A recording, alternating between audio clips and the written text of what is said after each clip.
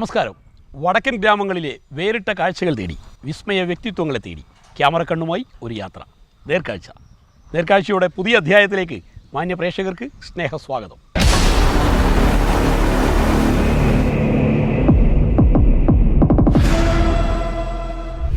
കണ്ണൂർ കാസർഗോഡ് ജില്ലയുടെ അതിർത്തി ഗ്രാമമാണ് മാണിയാട്ട്.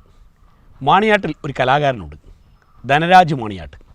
ചിത്രകലയിലൂടെ ശില്പകലാരംഗത്തേക്ക് വന്ന് നിരവധി ശില്പങ്ങളും ചിത്രങ്ങളും ഒരുക്കി നാടകത്തിലൂടെയും കലാസംവിധാന രംഗത്തൂടെയും ഇപ്പോൾ ചലച്ചിത്ര സഹസംവിധായകനായി എത്തി നിൽക്കുന്ന ധനരാജ് മാണിയാട്ടിൻ്റെ കലാവഴികളിലെ വിസ്മയ വിശേഷങ്ങളാണ് നേർക്കാഴ്ചയിൽ ഇന്ന്.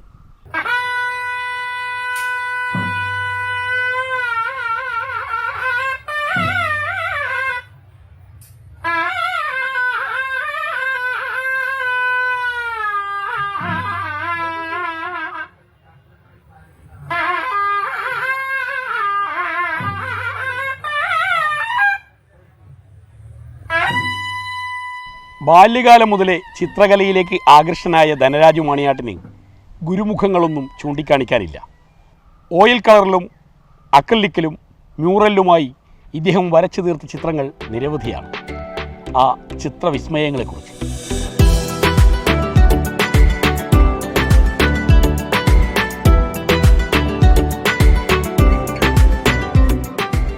ചിത്രകലാരംഗത്ത് സ്കൂൾ പഠിക്കുന്ന ആ ഒരു കാലഘട്ടം മുതലേ ചിത്രം വരയോട് വല്ലാത്തൊരു താല്പര്യമുണ്ടായിരുന്നു. അപ്പോൾ LP UP സ്കൂളുകളിൽ നിന്ന് വിജയൻ മാഷ് ഉണ്ടായിരുന്നു. വിജയൻ മാഷായിരുന്നു ആദ്യ കാലത്ത് ചിത്രം വരക്കാനുള്ളൊരു പ്രചോദനം നൽകിയത്. അപ്പോൾ അങ്ങനെ മാഷ് വരക്കുന്ന ചിത്രങ്ങൾ അധികവും ഞാൻ കോപ്പി ചെയ്ത് കൊടുക്കുമായിരുന്നു. സ്കൂൾ തലത്തിൽ മുതൽ തന്നെ നിരവധി മത്സരങ്ങളിലും ആ കാലത്ത് ഞാൻ പങ്കെടുത്തിട്ടുണ്ട്. പിന്നെ അത് ഏതാണ്ട് ഒരു സ്കൂൾ തലം വിട്ട് ഹൈസ്കൂളിലെത്തി. ഹൈസ്കൂളിൽ ഞാൻ ചെറുവത്തൂർ JTSലാണ് ഹൈസ്കൂൾ വിദ്യാഭ്യാസം ഉണ്ടായിരുന്നത്. അപ്പോൾ അവിടെ തന്നെ നമുക്ക് അങ്ങനെ പിന്നെ വലിയ പിന്നെ ഒരുപാട് സപ്പോർട്ട് കിട്ടുന്നൊരു സ്ഥലമല്ല. അങ്ങനെയല്ല ഞാൻ പറഞ്ഞത്, മറ്റൊന്നല്ല, നമുക്കങ്ങനെ അല്ല ഒരു സാങ്കേതിക വിദ്യാഭ്യാസം എന്നുള്ള രീതിയിൽ. അതുകൊണ്ട് തന്നെ നമുക്ക് ചിത്രകലയ്ക്ക് അങ്ങനെ സ്പെഷ്യൽ അധ്യാപകന്മാരോ അങ്ങനെയൊന്നുമില്ല. പക്ഷേ എന്നിരുന്നാലും ഞാൻ ആ കാലഘട്ടത്തിൽ മുതൽ ചിത്രം വരെ തുടങ്ങിയിരുന്നു. പിന്നെ ആ ഒരു പയ്യന്നൂർ കോളേജിൽ പഠിച്ചത്. ആ ഒരു 10ാം ക്ലാസ് കഴിഞ്ഞ ആ ഒരു സമയത്ത് ചന്ദേരയിലെ ഒരു ശ്രീധരേട്ടൻ ഉണ്ടായിരുന്നു, ശ്രീതു ചന്ദേര എന്ന് പറയുന്നത്. ശ്രീധരേട്ടൻ്റെ കൂടെ പോയി കുറച്ച് ചിത്രം വരയ്ക്കാനുള്ള ആദ്യം എന്താ പറയുക, വാട്ടർ കളറിനെ കുറിച്ചിട്ടും അതുപോലെ തന്നെ പെൻസിൽ ഡ്രോയിങ്ങിനെ കുറിച്ചിട്ടൊക്കെ ശ്രീധരേട്ടനായിരുന്നു എനിക്ക് കുറച്ച് കാര്യങ്ങൾ പറഞ്ഞു തന്നിട്ടുണ്ടായിരുന്നത്. പിന്നെ അതങ്ങോട്ട് തുടർന്നു. കുറച്ച് നാൾ ബ്രഷ്മാൻ സ്കൂളിൽ പോയിട്ടുണ്ടായിരുന്നു. പക്ഷേ അന്ന് അത് കണ്ടിന്യൂ ചെയ്യാൻ വേണ്ടി എനിക്ക് പറ്റിയിട്ടുണ്ടായില്ല. പിന്നെ ആ സമയത്ത് തന്നെ ഞാൻ ഏതാണ്ട് പരസ്യ രംഗത്തേക്ക് ബോർഡുകളും ബാനറുകൾ അങ്ങനെയുള്ള എഴുത്തും വരയായിട്ട് എൻ്റെ ഒരു മാർഗം, എൻ്റെ ഒരു ജീവിത മാർഗം എന്ന രീതിയിൽ ഞാനത് തുടർന്ന് കൊണ്ടുപോയാണ് ഉണ്ടായത്. അപ്പോൾ ഈ ഒരു സമയത്ത് തന്നെ ഒരുവിധം എല്ലാ മീഡിയയിലും, ഓയിൽ പെയിൻറ്റിലും പോർട്രേറ്റ് ആയാലും അതുപോലെ തന്നെ വീടുകളിലേക്കും അല്ലെങ്കിൽ അമ്പലങ്ങളിലേക്കും ആവശ്യമായിട്ടുള്ള മ്യൂറൽ പെയിൻറ്റിങ്സ്, അങ്ങനെ ഒട്ടേറെ പ്രവർത്തനങ്ങൾ ഈ ഒരു സമയത്ത് ഞാൻ ചെയ്തിട്ടുണ്ടായിരുന്നു. പ്രധാനമായിട്ടും ഇപ്പോൾ സ്കൂളുകളിൽ ചുമര് പാഠപുസ്തകം എന്ന രീതിയിൽ ആദ്യമായിട്ട് കേരളത്തിൽ വന്ന സമയത്ത് കൂട്ടക്കനി സ്കൂളിലായിരുന്നു കേരളത്തിൽ ആദ്യമായിട്ട് തന്നെ ഈ ചുമർ പാഠപുസ്തകം എന്ന രീതിയിൽ ഒരു കൺസെപ്റ്റിൽ ചിത്രം വരയ്ക്കാൻ വേണ്ടി തുടങ്ങിയത്. അന്ന് പിന്നെ ആ ഒരു സമയത്ത് കണ്ണൂർ കാസർഗോഡ് ജില്ലകളിലായിട്ട് ഏതാണ്ട് 70-ഓളം സ്കൂളുകളിൽ ചുമരിൽ ചിത്രം വരയ്ക്കാൻ വേണ്ടിയിട്ട് എനിക്ക് കഴിഞ്ഞിട്ടുണ്ട്. പിന്നെ കാര്യമായിട്ട് അമ്പലങ്ങളുടെ പിന്നെ മുഖത്തിൻ്റെ പെയിൻറ്റിങ്സ്, മ്യൂറൽ പെയിൻറ്റിങ്ങുകൾ, അതിന് ഒരുപാട് ആവശ്യക്കാരുണ്ടായിരുന്നു മ്യൂറൽ പെയിൻറ്റിങ്സിന്. അപ്പോൾ അതുകൊണ്ട് തന്നെ ആ ഒരു മേഖലയിലേക്ക് പോയി ഒരുപാട് മ്യൂറൽ പെയിൻറ്റിങ്സ് ഈ പിന്നെ ഗിഫ്റ്റ് കൊടുക്കാൻ വേണ്ടിയിട്ടും പിന്നെ അല്ലെങ്കിൽ വീടിൻ്റെ ഹൗസ് വാമിങ്ങിന് വേണ്ടിയിട്ട് ആ സമയത്ത് പിന്നെ അങ്ങനെ ഒരുപാട് ആവശ്യക്കാരുണ്ടായിരുന്നു. അപ്പോൾ അങ്ങനെ ആ രീതിയിലേക്കും ഒരുപാട് ചിത്രങ്ങൾ ഞാൻ വരച്ച് കൊടുത്തിട്ടുണ്ട്. പിന്നെ ആൾക്കാരുടെ പോർട്രേറ്റുകൾ, മരിച്ചുപോയ ആളുകളുടെ ഒരു 100-150ഓളം പോർട്രേറ്റുകൾ ചെയ്യാനുള്ള ഭാഗ്യം ഉണ്ടായിട്ടുണ്ട്.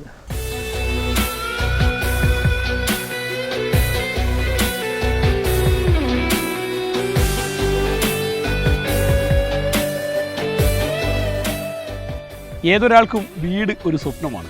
ധനരാജിനും ഒരു സ്വപ്നഗൃഹമുണ്ട് എന്ന്. ആ സ്വപ്നഗൃഹം രൂപകൽപ്പന ചെയ്തത് ധനരാജ് എന്ന ശില്പിയാണ്.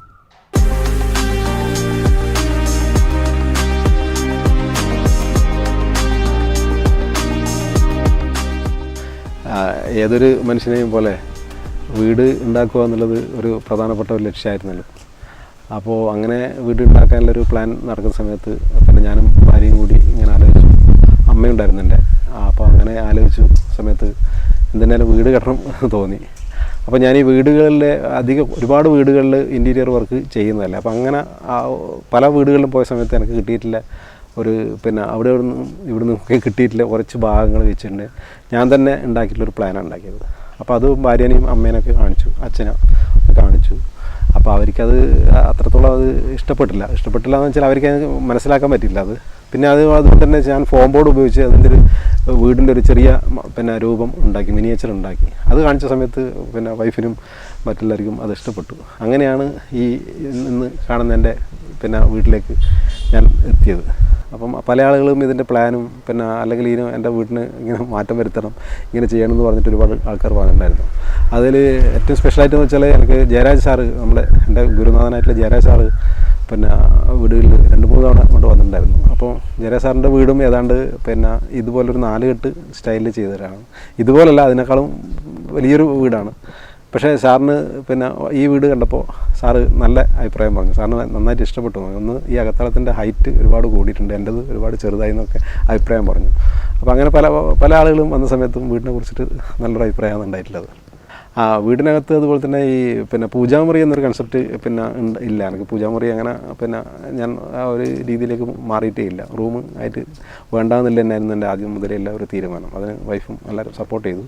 അപ്പോൾ അതുകൊണ്ട് ആ സ്ഥലത്തൊരു ആല് വേണം എന്നുള്ളത് എൻ്റെ ഒരു പിന്നെ ആദ്യം മുതലേയുള്ള ഒരു ആഗ്രഹമായിരുന്നു. അതിൻ്റെ ഭാഗമായിട്ടാണ് കോൺക്രീറ്റിൽ ആല് നിർമ്മിച്ചത്. പിന്നെ ഫൈബറിൻ്റെ പിന്നെ ലീഫ് വെച്ചിട്ടാണ് അത് ചെയ്തത്.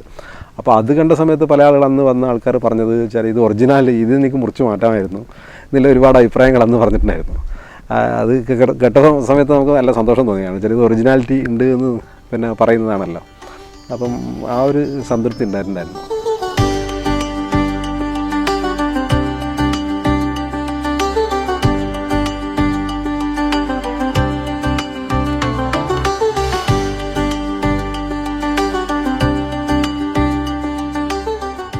ചിത്രകലയോടൊപ്പം ശില്പകലയിലേക്കും ആകർഷനായ ധനരാജ് മാണിയാട്ട് ചെയ്തു തീർത്ത ശില്പങ്ങൾ ഇതിനോടകം നിരവധിയാണ്.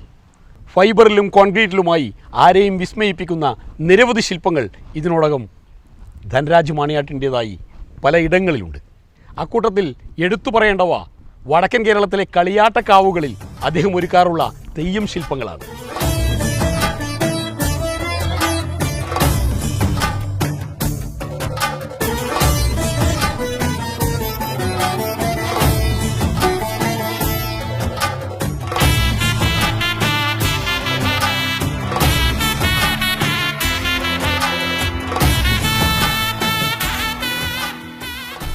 ചിത്രം വരെയും മറ്റുമായിട്ട് പിന്നെ ഞാനിങ്ങനെ പോകുന്ന സമയത്താണ് അവിചാരിതമായി കരിവള്ളൂർ മുച്ചിലോട്ട് പെരിങ്ങലിയാട്ടത്തിൻ്റെ കഴിഞ്ഞല്ല അതിന് മുമ്പത്തെ പെരിങ്ങലിയാട്ടത്തിൻ്റെ സമയത്ത് വേണ്ടിയിട്ട് സുരേന്ദ്രൻ കൂക്കാൻ എന്ന് പറഞ്ഞ ഒരു ശില്പിയെ പരിചയപ്പെടാൻ ഇടയായി. അപ്പം അവിടത്തേക്കൊരു മുച്ചിലോട്ട് ഭഗവതിയുടെ ശില്പത്തിന് പെയിൻറ്റ് ചെയ്യാൻ വേണ്ടിയിട്ടായിരുന്നു ഞാനന്ന് പോയത്. പക്ഷേ അന്ന് മുതൽ സുരേന്ദ്രേട്ടൻ്റെ കൂടെ തന്നെയായിരുന്നു പിന്നെ കുറേ വർഷങ്ങളോളം. അപ്പം അതുകൊണ്ട് തന്നെ സുരേന്ദ്രേട്ടൻ ചെയ്യുന്ന റിലീഫ് വർക്കുകൾ മറ്റ് ശില്പങ്ങളെല്ലാം സുരേന്ദ്രേട്ടൻ്റെ കൂടെ നിന്നുകൊണ്ട് ഒരുപാട് പിന്നെ ചെയ്തതിൻ്റെ ഭാഗമായിട്ടാണ് ഞാനൊരു ശില്പം എന്ന രീതിയിലേക്ക് ഇതിനോടൊപ്പം ചിത്രകലയോടൊപ്പം തന്നെ ശില്പകലയിലേക്കും പിന്നെ ഞാൻ അപ്പം ആടുന്ന് പിന്നെ ഇങ്ങോട്ട് ശില്പങ്ങളുടെ ഒരുപാട് വർക്ക് ചെയ്യാനുള്ള അവസരം ഉണ്ടായിട്ടുണ്ട്. പിന്നെ ഞാൻ ഇൻഡിപെൻഡൻ്റായിട്ടും പിന്നെ ചെയ്യാൻ തുടങ്ങി. ഈ കാലത്തിനിടയിൽ ഞാൻ ഏതാണ്ട് 9ഓളം പിന്നെ മുത്തപ്പൻ മടപ്പുരകൾ നമ്മുടെ ജില്ലേൻ്റെ വിവിധ ഭാഗങ്ങളായിട്ട് ഉണ്ടാക്കിയിട്ടുണ്ട്. പിന്നെ അതുപോലെ തന്നെ മറ്റ് അമ്പലങ്ങളിലും ഈ ശില്പങ്ങൾ അഷ്ടലക്ഷ്മി പോലുള്ള ശില്പങ്ങൾ വെള്ളൂർ കൊടക്കത്തറയിലെ പോലുള്ള ക്ഷേത്രങ്ങളിൽ ശില്പങ്ങൾ ഉണ്ടാക്കാൻ വേണ്ടിയിട്ടുള്ള പിന്നെ ഭാഗ്യം ഉണ്ടായിട്ടുണ്ട്. പിന്നെ അതുപോലെ തന്നെ മിനിയേച്ചറുകളുടെ പിന്നെ ഒരുപാട് തെയ്യങ്ങളുടെ മിനിയേച്ചറുകൾ പല നൂലും തുണിയും അതുപോലെ തന്നെ മറ്റ് പിന്നെ പാഴ്വസ്തുക്കളും ഉൾപ്പെടെയുള്ള സാധനങ്ങൾ ഉപയോഗിച്ചുകൊണ്ട് തെയ്യങ്ങളുടെ രൂപങ്ങൾ ഒരുപാടെണ്ണം ഉണ്ടാക്കാനുള്ള ഭാഗ്യം ഉണ്ടായിട്ടുണ്ട്. അങ്ങനെ കഴിഞ്ഞ പെരുങ്കളിയാട്ടത്തിന് ഏതാണ്ട് ഈ അതിയുടെ മുച്ചിലോട്ടേക്ക് ഒരു 10 അടി വലുപ്പത്തിലുള്ള മുച്ചിലോട്ട് ഭഗവതിയുടെ ശില്പം എന്ന് വെച്ചാൽ മുടിയുടെ ഒരു ഭാഗം ഉണ്ടാക്കാൻ വേണ്ടിയിട്ട് ഞാൻ കഴിഞ്ഞിട്ടുണ്ട്. പിന്നെ ഇപ്പോൾ എൻ്റെ ഒന്നിച്ച് അടുത്ത് കാണുന്ന ഈ ഒരു ചാമുണ്ടി തെയ്യത്തിൻ്റെ ഇതിപ്പോൾ എനിക്ക് സുരേഷ് ഗോപി പിന്നെ സാറിന് വേണ്ടിയിട്ട് കൊടുക്കാൻ വേണ്ടിയിട്ട് ഉണ്ടാക്കിയത് സുരേഷ് ഏട്ടൻ പറഞ്ഞതിൻ്റെ ഭാഗമായിട്ട് പിന്നെ ഉണ്ടാക്കിയിട്ടുള്ളൊരു സാധനമാണ് ഈ കാണുന്നത്. അതുപോലെ തന്നെ ഈ പിന്നെ ഇത് ഉണ്ടാക്കിയത് ഫോം ബോർഡും തുണിയും മറ്റു സാധനങ്ങൾ ഉപയോഗിച്ചിട്ടാണ്. ഇത് പൂർത്തിയായിട്ടില്ല, കംപ്ലീറ്റ് ചെയ്യാൻ ബാക്കിയുണ്ട്. അത്രേ സുരേഷേട്ടന് കൊടുക്കേണ്ട ഒരു സാധനമാണ് അത്. പിന്നെ കുറച്ചും കൂടെ സമയം കഴിഞ്ഞിട്ട് മാത്രമേ കൊടുക്കേണ്ടതുള്ളതുകൊണ്ട് തന്നെ, അല്ലെങ്കിൽ പെട്ടെന്ന് പൊടി പിടിച്ച് നാശമാവേണ്ടെന്ന് വെച്ചിട്ട് തന്നെ ബാക്കി ഭാഗം ചെയ്യാൻ ബാക്കിയുണ്ട് അത്രേ. പിന്നെ അതുപോലെ തന്നെ സിമെൻറ്റിലും അതുപോലെ തന്നെ ഫൈബർ ഗ്ലാസ്സിലുമാണ് ഞാൻ പ്രധാനമായും ശില്പങ്ങൾ ചെയ്യുന്നത്. ഇപ്പോൾ പ്രധാനമായിട്ടും ആർക്കോ അടച്ചാക്കയെന്ന് പറഞ്ഞ ഒരു റിസോർട്ടിലേക്ക് വേണ്ടിയിട്ട് അവിടെ ഒരുപാട് ശില്പങ്ങൾ ഞാനിപ്പോൾ ചെയ്തുകൊണ്ടിരിക്കുകയാണ്.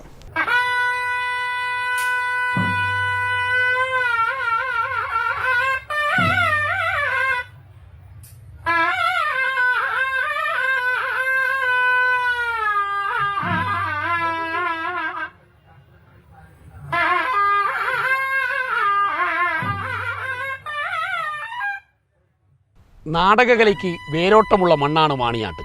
അപ്പോൾ സ്വാഭാവികമായും മാണിയാട്ട് ജനിച്ചു വളർന്ന ഒരു കലാകാരൻ നാടകവുമായി ബന്ധപ്പെടാതിരിക്കില്ലല്ലോ. ധനരാജും മികച്ചൊരു അഭിനേതാവാണ്. അമേച്വർ നാടകങ്ങളിലും പ്രൊഫഷണൽ നാടകങ്ങളിലുമായി വ്യത്യസ്തമായ വേഷങ്ങളാടാൻ ധനരാജ് മാണിയാട്ടിന് ഇതിനോടകം സാധിച്ചിട്ടുണ്ട്. ആ നാടക വിശേഷങ്ങൾ.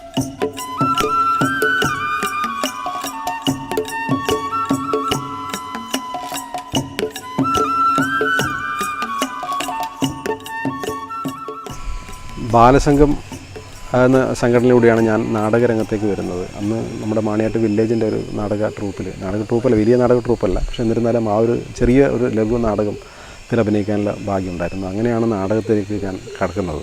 പിന്നെ സ്കൂളിൽ JTSൽ പഠിക്കുന്ന സമയത്ത് പിന്നെ അവിടുത്തെ സ്റ്റേറ്റ് ലെവലിലേക്ക് ഒരു നാടകം പിന്നെ ഞാൻ അഭിനയിച്ചിട്ടുണ്ടായിരുന്നു. നമുക്ക് സ്റ്റേറ്റ് ലെവലിൽ പറഞ്ഞാൽ ഇത് സാധാരണ സ്കൂൾ യുവജനോത്സവം പോലെയല്ല. കാരണം നമുക്ക് JTS കഴിഞ്ഞ് കഴിഞ്ഞാൽ നേരെ പിന്നെ സ്റ്റേറ്റിലേക്കാണ്. അപ്പോൾ അങ്ങനെ മട്ടന്നൂർ വെച്ച് നടന്ന സംസ്ഥാന ടെക്നിക്കൽ ഹൈസ്കൂൾ കലോത്സവത്തിൽ ഞാൻ അഭിനയിച്ച ഒരു നാടകം ഉണ്ടായിരുന്നു. സമ്മാനമൊന്നും അവിടുന്ന് കിട്ടിയിട്ടുണ്ടായിരുന്നില്ല. അപ്പോൾ അങ്ങനെയാണ് നാടകത്തിലേക്ക് വന്നത്. പിന്നീട് അങ്ങോട്ട് യുവജന സംഘടന DYFIയുടെ പിന്നെ കലാ ട്രൂപ്പിൽ അംഗമായിരുന്നു. അപ്പോൾ പല തവണയായിട്ട് പല നാടക രംഗത്ത് തന്നെ ഒരുപാട് കാലം തെരുവ് നാടകങ്ങൾ കളിച്ചുകൊണ്ട് വന്നു. പിന്നെ അങ്ങനെ ഇരിക്കുകയാണ് കരിവള്ളൂർ ഭാവന തിയേറ്റേഴ്സിൻ്റെ ഒരു പ്രൊഫഷണൽ നാടകത്തിലേക്ക് 1-2 പ്രൊഫഷണൽ നാടകങ്ങളിലേക്ക് രാജാ ഹരിശ്ചന്ദ്ര, ദുശ്ശള എന്ന് പറയുന്ന നാടകങ്ങളിലേക്ക് ഞാൻ അഭിനയിക്കുന്നത്. പിന്നെ എൻ്റെ സ്വന്തം ക്ലബ്ബായിരുന്ന മാണിയാട്ട് ലേബേഴ്സ് ക്ലബിൻ്റെ 2-3 നാടകങ്ങളിൽ വളരെ സജീവമായി നല്ല പിന്നെ വേഷങ്ങൾ ചെയ്യാനുള്ള ഭാഗ്യം എനിക്കുണ്ടായിട്ടുണ്ട്. അതോടൊപ്പം തന്നെ നാടകത്തിൻ്റെ രംഗത്ത് ഉണ്ടാകുന്ന സമയത്ത് തന്നെ നാടകത്തിൻ്റെ ആവശ്യമായിട്ടുള്ള രംഗപടങ്ങളും അതുപോലെ തന്നെ അതിൽ ആവശ്യമായിട്ടുള്ള പ്രോപ്പർട്ടീസും എല്ലാ സാധനങ്ങളും ഞാൻ തന്നെയായിരുന്നു ഉണ്ടാക്കിക്കൊണ്ടിരുന്നത്. ആ നാടകത്തിൽ അഭിനയിക്കുന്ന സമയത്ത് എനിക്കുണ്ടായിട്ടുള്ള പ്രധാനപ്പെട്ട 5-6 വേഷങ്ങളുണ്ട്, ഇഷ്ടപ്പെട്ട വേഷങ്ങൾ. അതിലൊന്ന് രാജാ ഹരിശ്ചന്ദ്രയിലത്തെ വിശ്വാമിത്രൻ എന്ന് പറഞ്ഞ ക്യാരക്ടറാണ്. അതുപോലെ തന്നെ ദുശ്ശള എന്ന് പറയുന്നില്ലേ, അതിൽ 2 വേഷം ചെയ്തിട്ടുണ്ടായിരുന്നു. ഒന്ന് ശ്രീകൃഷ്ണനും അതുപോലെ തന്നെ ജയദ്രഥൻ്റെയും റോളുകൾ ഞാൻ ചെയ്യാനുള്ള പിന്നെ ഇതുണ്ടായിട്ടുണ്ട്. എന്തായാലും അത് നല്ലൊരു സംതൃപ്തിയിലൊരു വേഷങ്ങളായിരുന്നു അതൊക്കെ ചെയ്തത്. പിന്നെ അതുപോലെ തന്നെ മാണിയാട്ട് ലേബേഴ്സ് ക്ലബ്ബ് അവസാനമായിട്ട് ചെയ്തിട്ടുണ്ടായിരുന്ന കതുവനൂർ വീരൻ എന്ന് പറയുന്ന നാടകത്തിലത്തെ മന്നപ്പനായിട്ട് വളരെ പിന്നെ നല്ല ഒരു അനുഭവമായിരുന്നു ആ സമയത്ത് എനിക്ക് ഉണ്ടായിട്ടില്ല. കാരണം വെച്ചാൽ ഈ നാടകം കഴിഞ്ഞ് നമ്മൾ ഇതൊക്കെ പറക്കി കെട്ടി വെക്കാനുള്ള സമയമാകുമ്പോൾ ആൾക്കാർ നാടകത്തിൻ്റെ പിന്നാമ്പുറത്തേക്ക് വന്നിട്ട് സെൽഫി എടുക്കാനൊക്കെ, മന്നപ്പൻ്റെ കൂടെ സെൽഫി എടുക്കാനൊക്കെ ആൾക്കാരുണ്ടായിരുന്നു. പക്ഷെ അന്ന് നമ്മളൊക്കെ ഇതൊക്കെ കഴിച്ച് വെച്ച് ബാക്കി സാധനങ്ങളൊക്കെ പിറക്കി വെക്കാനുള്ളൊരു തിരക്കിലായിരുന്നു ഉണ്ടായിരുന്നത്. അപ്പോൾ അങ്ങനെയുള്ള ഒരുപാട് അനുഭവങ്ങൾ ഈ കതുവനൂർ വീരൻ നാടകം ചെയ്തതിന് ശേഷം നമുക്ക് വല്ലാത്തൊരു പിന്നെ സംതൃപ്തി ഉണ്ടാക്കിയിട്ടുള്ള കാര്യങ്ങളാണ് അതൊക്കെ ഉണ്ടായിരുന്നത്.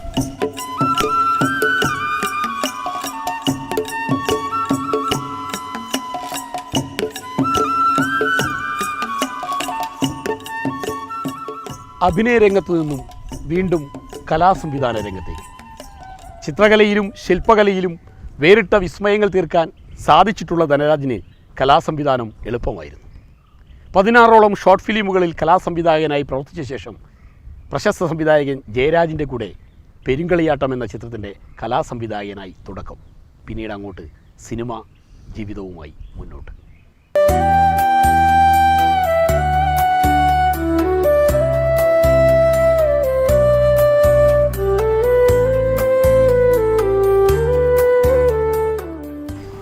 ചിത്രശില്പ രംഗത്ത് അതുപോലെ തന്നെ നാടകരംഗത്തൊക്കെ പ്രവർത്തിച്ചതുകൊണ്ട് തന്നെ എനിക്ക് ജില്ലേൻ്റെ അകത്തും പുറത്തായിട്ട് ഒരുപാട് നല്ല സുഹൃത്തുക്കൾ, പിന്നെ ഒരുപാട് നല്ലൊരു സൗഹൃദ വലയങ്ങൾ തന്നെ ഉണ്ട്.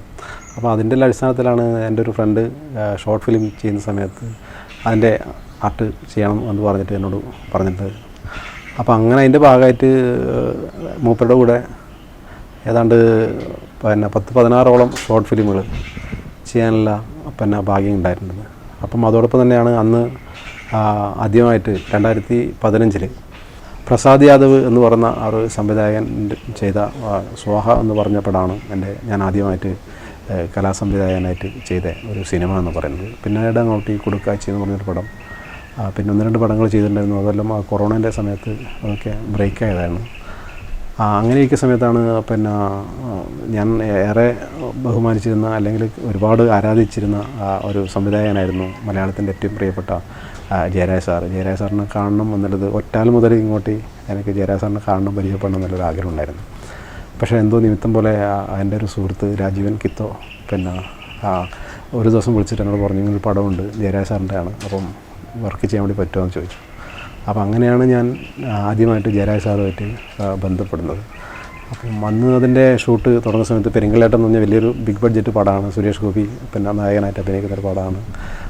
അപ്പോൾ ഇങ്ങനെയൊക്കെ കേട്ട സമയത്ത് വല്ലാത്തൊരു പിന്നെ എന്താ പറയുക സന്തോഷം തോന്നി. അപ്പോൾ ഞാൻ ഓക്കെ പറഞ്ഞു, അങ്ങനെ സാറുമായിട്ട് സംസാരിച്ചു. സംസാരിച്ചതിന് ഇതിപ്പോൾ ഏതാണ്ട് 3 വർഷത്തിലധികമായിട്ട് ഞാൻ സാറും തമ്മിൽ നല്ലൊരു എന്താ പറയുക ജ്യേഷ്ഠ സഹോദരന്മാരെ പോലെ ഇങ്ങനെ ഇത് ഇപ്പോഴും വളരെ നല്ല പിന്നെ രീതിയിൽ പോവുകയാണ്.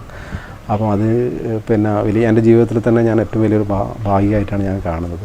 ജയരാജ് സാറിന് അതുപോലെ നമ്മൾ കേട്ടിട്ട് മാത്രമേ ഉണ്ടായിരുന്നുള്ളൂ. അന്ന് മുതലാണ് ഞാൻ ജയരാജ് സാറിനെ കാണുന്നത്.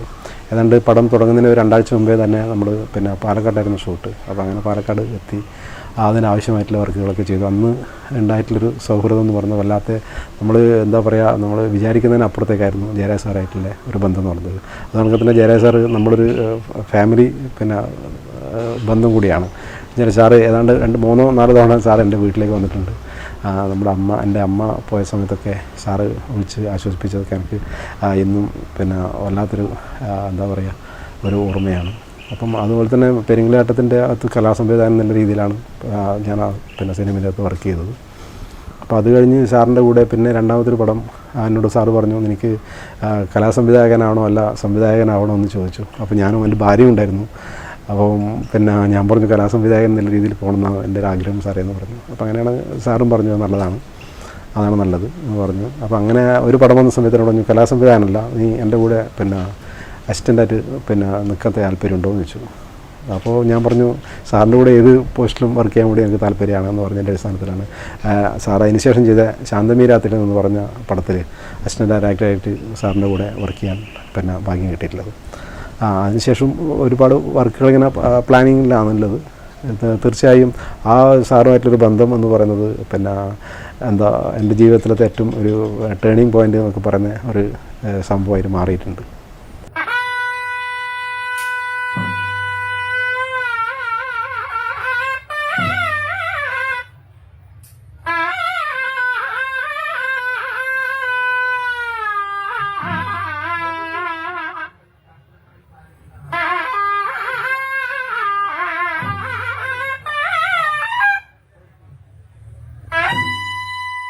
സങ്കീർണമായ മാനസികാവസ്ഥകളിലൂടെ കടന്നുപോകുന്ന ഒരു കലാകാരന് എന്നും കുടുംബം ഒരു ബാധ്യതയാണെന്ന് പറയാറുണ്ട്.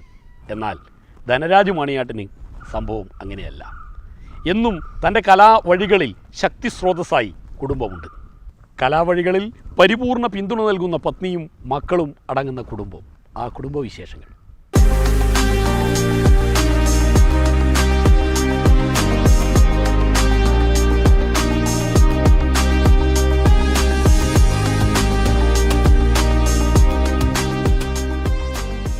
കുടുംബം എന്ന രീതിയിൽ ഞാൻ ഭാര്യ ഷീബ, ഒളവറ സംഗീത UP സ്കൂളിലെ ടീച്ചറാണ്.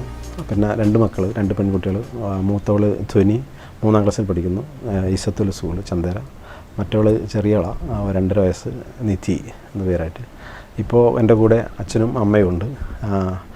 എൻ്റെ പിന്നെ അച്ഛനും അമ്മയും ഓൾറെഡി പിന്നെ മരണപ്പെട്ടതാണ്. ഇപ്പോൾ എനിക്ക് അച്ഛനും അമ്മയുണ്ട്, വേറൊരു അച്ഛനും അമ്മയുണ്ട് എനിക്ക്. അപ്പോൾ അച്ഛനും അമ്മയും ഇവിടെ തന്നെയാണ് താമസം. ഇടയിലേക്കാരായിരുന്നു വൈഫ് ഹൗസ്. ഇപ്പോൾ ഇവിടെ ആരും ഇല്ലാത്തതുകൊണ്ട് തന്നെ എൻ്റെ കൂടെ തന്നെയായിരുന്നു ഇപ്പോൾ താമസിക്കുന്നത് അച്ഛനും അമ്മയും. പിന്നെ അതുപോലെ തന്നെ കലാകാരന്മാരെ സംബന്ധിച്ചിടത്തോളം ഏറ്റവും കൂടുതൽ കിട്ടേണ്ട ഒരു സപ്പോർട്ട് എന്ന് പറയുന്നത് അവൻ്റെ മാനസികമായിട്ട് പല അവസ്ഥയിലായിരിക്കും തന്നെയാലും. ഏതൊരു കലാകാരനെ പോലെ ഞാനും ആ ഒരു മാനസികാവസ്ഥയിലൊക്കെ കടന്നു പോയിരുന്ന ഒരാളാണ്. അപ്പം ആ സമയങ്ങളിലൊക്കെ ചില സമയത്ത് ഞാനൊരു ശില്പം എനിക്ക് ഉണ്ടായിട്ടുള്ളതെന്ന് വെച്ചാൽ അനുഭവം എന്ന് വെച്ചാൽ ഒരു ശില്പം ചെയ്ത് ഏതാണ്ട് കൊണ്ടു കൊടുക്കേണ്ട സമയമാണ്, ഏതാണ്ട് പിന്നെ ഏൽപ്പിക്കേണ്ട സമയം. ആ സമയത്ത് ഈ കളിമണ്ണിൽ ചെയ്തിട്ടുണ്ടായിട്ടുള്ള ആ ശില്പം അങ്ങ് പൊട്ടിപ്പോയ സമയത്ത് ഞാൻ ഏതാണ്ട് ആഴ്ചകളോളം എടുത്ത് വർക്ക് ചെയ്തിട്ടുണ്ടാക്കിയൊരു സാധനമായിരുന്നു. അപ്പോൾ അത് പൊട്ടിയ സമയത്ത് എനിക്ക് വല്ലാണ്ട് ഉണ്ടായിട്ടുള്ള അനുഭവം എന്ന് വെച്ചാൽ വല്ലാത്തൊരു ഭ്രാന്തമായിട്ടുള്ള അവസ്ഥയായിരുന്നു. പക്ഷെ അന്ന് എനിക്ക് സപ്പോർട്ട് ഉണ്ടായിരുന്നത് എൻ്റെ ഭാര്യയായിരുന്നു, അതുപോലെ തന്നെ അമ്മയും നല്ല സപ്പോർട്ടുണ്ടായിരുന്നു. അപ്പം അങ്ങനെ ഒരു സപ്പോർട്ട് ചെയ്യുന്നൊരു പിന്നെ ഭാര്യയുണ്ട് എന്നുള്ളത് തന്നെ വലിയൊരു സന്തോഷമാണ്. അത് എനിക്ക് എൻ്റെ കലാജീവിതത്തിൽ പിന്നെ നല്ലൊരു എന്താ പറയുക ഒരു ഊർജ്ജം തന്നെയാണ്. സാമ്പത്തികമായിട്ടും അതുപോലെ തന്നെ മറ്റ് പ്രശ്നങ്ങൾ ഉണ്ടാകുന്ന സമയത്തൊക്കെ നല്ലൊരു ആത്മവിശ്വാസം പകർന്നുകൊണ്ട് എനിക്ക് കൂട്ടായിട്ട് എന്നും അവർ കൂടിയുള്ളത് തന്നെയാണ് എൻ്റെ ഏറ്റവും വലിയൊരു പിന്നെ ധൈര്യം എന്ന് പറയുന്നത്. അതോടൊപ്പം തന്നെ ഈ ചില സംഭവങ്ങൾ ഞാൻ പിന്നെ ശില്പമായാലും എല്ലാം മറ്റ് ഈ ആർട്ട് വർക്ക് ആയാലും ചെയ്യുന്ന സമയത്ത് ആൾക്കാർ പിന്നെ എന്തിനായാലും രാത്രിയിൽ ഒരുപാട് ഉറക്കമൊഴിച്ച് പിന്നെ ചെയ്യുന്ന വർക്കൊക്കെ ഉണ്ടായിരുന്നു. ആ സമയത്തൊക്കെ പിന്നെ രാത്രി ഉറക്കമൊഴിച്ച് പിന്നെ എന്തെങ്കിലും കട്ടൻ ചായയൊക്കെ ഉണ്ടാക്കി എൻ്റെ കൂടെ നിൽക്കാൻ വേണ്ടിയിട്ട് എൻ്റെ ഫാമിലി ഉണ്ട് എന്ന് പറയുന്നത് എന്നെ സംബന്ധിച്ചിടത്തോളം വലിയൊരു അനുഗ്രഹം തന്നെയാണ്. പിന്നെ അതുപോലെ തന്നെ കൂടെ നിൽക്കുന്ന കുറേ പിന്നെ ആത്മാർത്ഥമായിട്ടുള്ള കുറച്ച് സുഹൃത്തുക്കളുണ്ട്. അപ്പം അവരെല്ലാം എനിക്ക് ഇങ്ങനെ പറയുന്ന സമയത്ത് ഓർമ്മിക്കാതിരിക്കാൻ വേണ്ടി പറ്റില്ല. അപ്പോൾ അവരെല്ലാം വളരെ സ്നേഹത്തോടെ ഞാൻ ഓർമ്മിക്കുകയാണ്.